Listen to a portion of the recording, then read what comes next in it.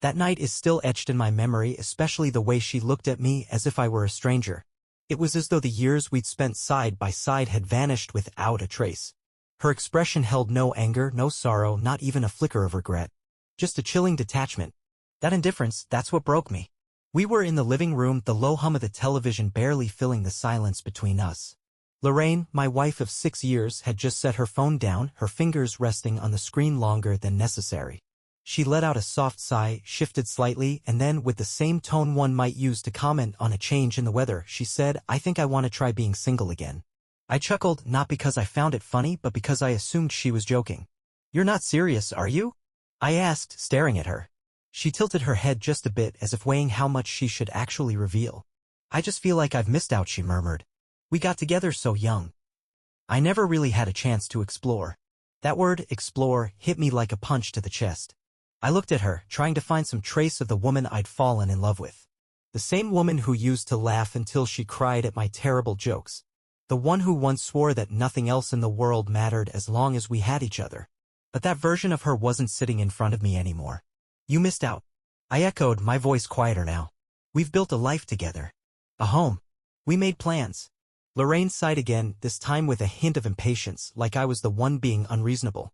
"I still love you," she said, "but it's not the same kind of love. I want to see what else is out there." She was composed, confident. I should have been furious, should have demanded explanations. Instead, a heavy emptiness settled over me. "Is there someone else?" I eventually asked. She paused, just for a heartbeat, but that was enough. "I don't think that's really the point," she said, not meeting my gaze. And in that moment, I had my answer. She rose from the couch, stretched like we'd just finished chatting about grocery lists, and headed toward the bedroom. "I think I'll stay with my sister for a bit," she added, tossing the words over her shoulder. "I need time to figure things out." I didn't respond. I couldn't. I simply sat there, watching the space she had just left, while the distant sound of her packing drifted down the hallway. She hummed a quiet tune, calm and carefree, as if she hadn't just dismantled our life together. And that's when it hit me, I wasn't going to beg her to come back. She expected me to chase after her. To plead, to fight, to wait until her curiosity ran its course. But she didn't realize who I was anymore. Lorraine walked out that night without shedding a single tear, without even glancing back, as if 6 years of marriage had been nothing more than a temporary arrangement. The door closed softly behind her, and for the first time since I was a young adult, I was completely, utterly alone. I remained there for a long while, eyes fixed on the spot where she'd been sitting only moments earlier. The silence in the room was overwhelming, yet my thoughts were anything but still. My mind raced through every memory, scanning each one for clues I might have missed. Had she been planning this for weeks? Months? Even longer? I thought back to the gradual shifts, those late nights at the office, the sudden care she took in dressing up for evenings out with her friends, the emotional and physical distance that had slowly grown between us. How had I not noticed it sooner? At first, there was no anger. Only disbelief, then a dull, aching sorrow. That night, I went through the motions like someone on autopilot, brushing my teeth, turning off the lights, climbing into a bed that now felt far too large. But sleep never came. I stared at the ceiling for hours, her final words playing in an endless loop in my head. "I don't think I love you the same way anymore. I need to see what else is out there."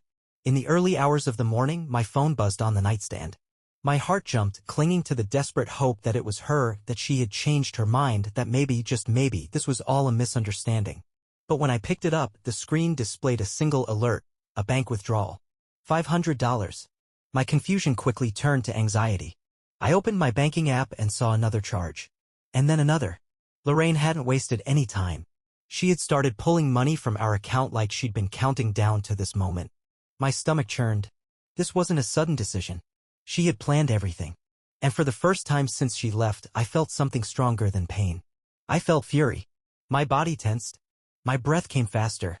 I wasn't just heartbroken because she walked out. Relationships fall apart. People change. That's part of life. What enraged me was how calculated her exit had been. She had made her move while I was still clueless, and now she was quietly ensuring she had enough financial cushion to ease into her new life without me. I clenched my fists, but I didn't react impulsively. Not yet. I stood up, made my way to the desk, and sat down. My thoughts were no longer scattered. They were focused. And I began to plan. She believed she had everything under control. In her mind, I would be too shattered to react, too lost in my grief to do anything but sit idly by while she walked out of our life, taking a chunk of our finances with her. But she had misjudged me. I wasn't going to plead with her. I wasn't going to chase after her. Still, I had no intention of letting her walk away without consequences. Sleep evaded me that night, not because my heart was broken, nor because of the sharp sting of betrayal twisting in my chest. My mind was racing. Each time I closed my eyes, I saw Lorraine's face, calm and detached, as she told me she wanted to explore other possibilities. I kept going over the money she withdrew, how quickly she acted, and it finally clicked. This hadn't been a spur-of-the-moment decision. No, this had been in the works for a long time. She had been plotting this escape probably for several months. And just like that, the sorrow inside me shifted into something darker. I realized I had been deceived. Every late-night arrival, every unexplained weekend girls' trip, every ignored call, it had all been part of her plan.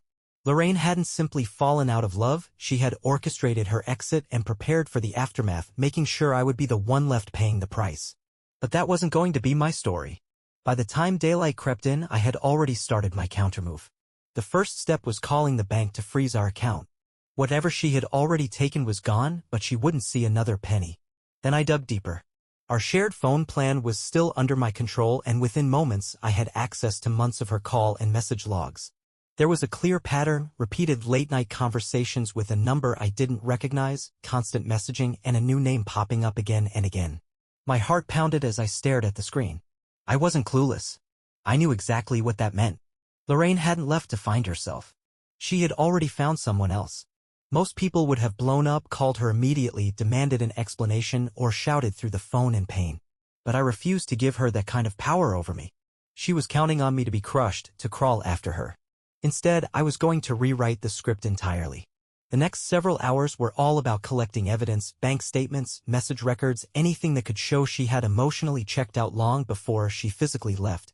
Then, I made a move many in my position might not have considered. I contacted a lawyer.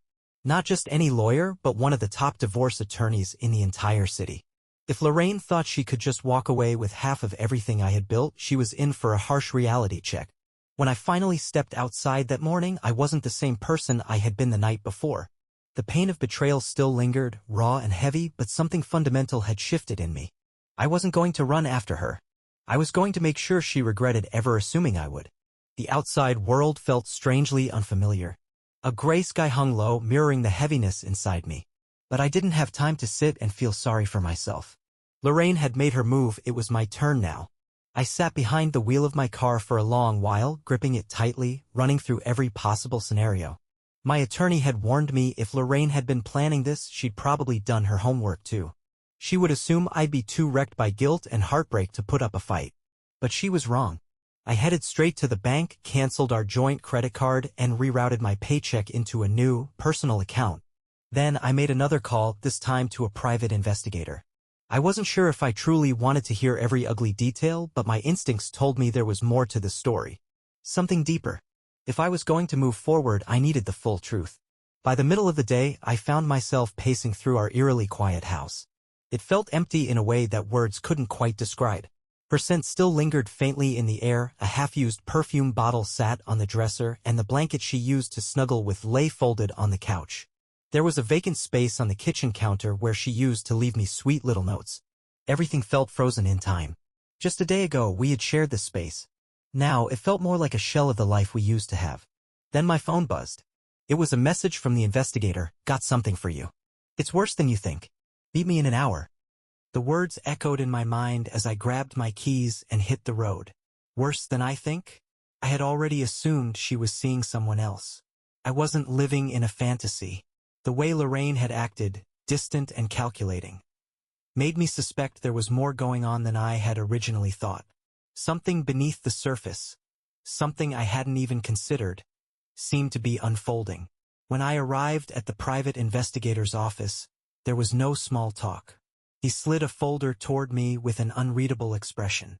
"Your wife isn't just seeing someone else," he began, his eyes fixed on mine. "She's been leading a double life." I felt a lump rise in my throat as I reached for the folder. Inside were photos, message threads, screenshots of hotel reservations under her name, and weekend getaways I'd never even heard about. There were receipts for gifts, none of which had ever been meant for me. And then, buried at the bottom of the pile, was the most damning piece. A blurry but unmistakable image of Lorraine wrapped around another man in a hotel lobby, laughing and kissing him like she didn't have a care in the world, like she wasn't married at all. My fists tightened as I stared at the evidence. This wasn't an accident. It wasn't a moment of poor judgment. Lorraine had been living two separate lives. One with me, another with him. Any sadness that had lingered inside me vanished in an instant. This wasn't simply betrayal. It was deliberate, calculated. And if she believed she could just walk away from all this without consequences, she was in for a very unpleasant surprise. I drove home in silence, the weight of everything I just discovered pressing down on me like a mountain. It was all too clear. Lorraine hadn't merely left me for someone else. She had been living a secret existence right under my nose, sneaking off on weekends, using our money for another man, and lying to me with the ease of someone who had done it more times than I cared to count. I should have been heartbroken. The version of me from just a day before might have been. But not now. Now, there was nothing left in me but a cold, measured resolve. Once I pulled into the driveway, I sat there gripping the steering wheel, staring at the house. It didn't feel like my home anymore. It was a place built on lies, where I had unknowingly been part of a life Lorraine was actively trying to escape. My jaw tensed as I thought about what she probably expected, that I would collapse, fall apart, maybe even beg her to come back. But instead, she had given me something else. Freedom. By the time I stepped through the front door, I had already begun planning my next move. I grabbed my laptop and started transferring every critical file to a secure location, financial records, bank statements, mortgage details, anything that connected us. I wasn't just preparing for a fight over what was mine. I was preparing to make sure that if she ever regretted her choices, she'd find nothing left waiting for her. As I worked, my phone buzzed. It was Lorraine. "Hey, can we talk soon?"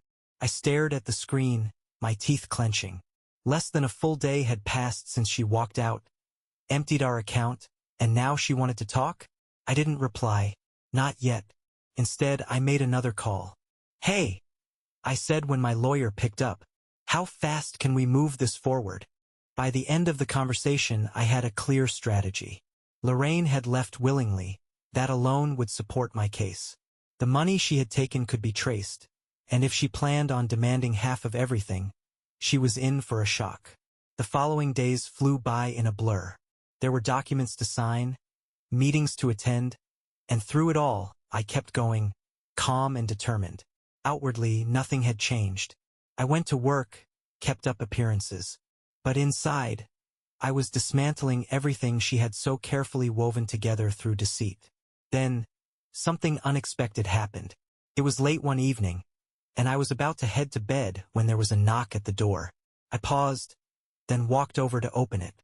There stood Lorraine, and she looked nothing like the poised, confident woman who had left just days before. Her hair was messy, her clothes slightly rumpled, and there was an unfamiliar uncertainty in her expression. "Hey," she said, her voice soft, unsure. "Can I come in?" Leaning against the doorframe, arms folded, I replied, "Why?" She glanced past me, peering into the house like she was looking for something familiar. I think we need to talk," she said quietly. "I don't want things to end like this." I nearly laughed. Now she cared about how things ended? After everything she'd done? She had no clue that I already knew it all. No idea that I wasn't some broken-hearted man waiting around for her to come to her senses. Still, I stepped aside and motioned for her to enter. If she wanted to talk, I was more than ready. But she wasn't going to like the conversation. From the moment she walked in, I could tell something had shifted. This wasn't the self-assured, distant woman I'd last seen. Every movement carried hesitation, and the confidence that once radiated from her had been replaced with a fragile unease. She looked around the living room almost as if expecting it to be different, as if realizing that life had continued without her. I remained silent, observing. She stood there awkwardly, her hands fidgeting, clearly unsure whether to sit or stay standing. Finally, she turned to me with a faint, uncertain smile. "I just wanted to check in on you," she murmured. "See how you were doing." I nearly laughed at how ridiculous the situation was. She had come to check on me? After wrecking our marriage and treating my savings like an open bar? After the deceit, the hidden truths, and the ultimate betrayal? I kept my face blank, refusing to let her see any reaction. I'm doing fine, I told her, keeping my tone level. Actually, I'm doing more than fine. Something flickered across her expression, maybe surprise, but she masked it almost instantly. That's good, she said after a pause, shifting uncomfortably from one foot to the other. I guess I didn't think it would feel so strange. Strange? I lifted an eyebrow. What exactly were you expecting, Lorraine? That you'd leave and I'd be here, waiting around like nothing happened? She avoided my eyes, swallowing hard. No, I didn't want things to end badly between us. End badly. The words echoed in my head.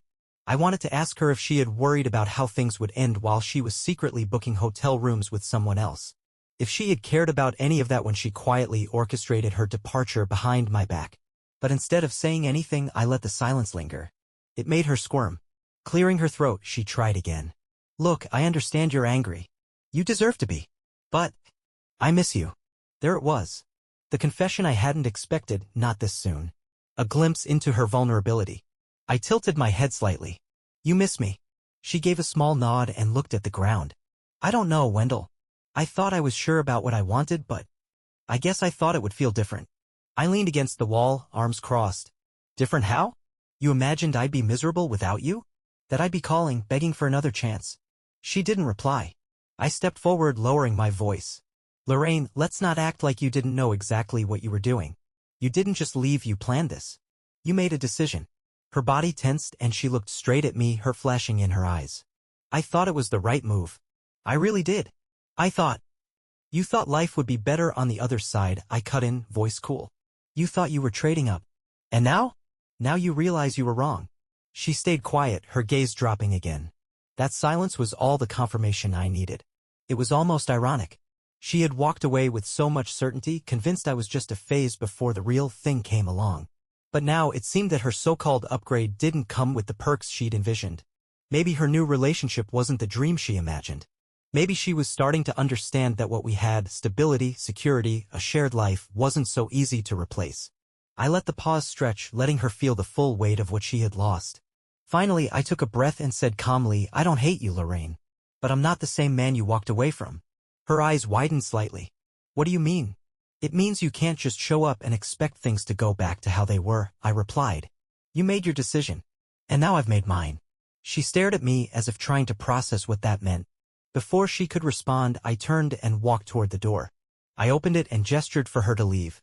Her face went pale and she parted her lips like she might argue. But she didn't say a word. There was nothing left.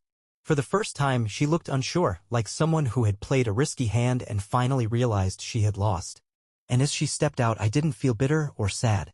I felt clear, more certain than ever. I had come out on top. She just didn't know it yet. I closed the door behind her and stood there for a while, letting everything sink in. I had played this scene out in my mind 100 times, her return, the regret in her eyes, the moment she realized the weight of what she had thrown away. But now that it had really happened, I didn't feel the surge of victory I had imagined. There was no triumphant satisfaction, no feeling of sweet revenge. Just a steady sense of understanding. It wasn't me who had lost something. It was her. I made my way back to the couch and sat down, rubbing my hands over my face. A year ago, I had been shattered, buried in the pain of what she did. Sleepless nights blurred together as I tormented myself over what I could have done differently, where I went wrong, how I failed her. But now I understood. Lorraine hadn't left because I wasn't enough. She left because she thought there was something better out there, something more exciting, more thrilling than the dependable rhythm of our life together. She chased an illusion, thinking freedom meant happiness, and now she was waking up to reality.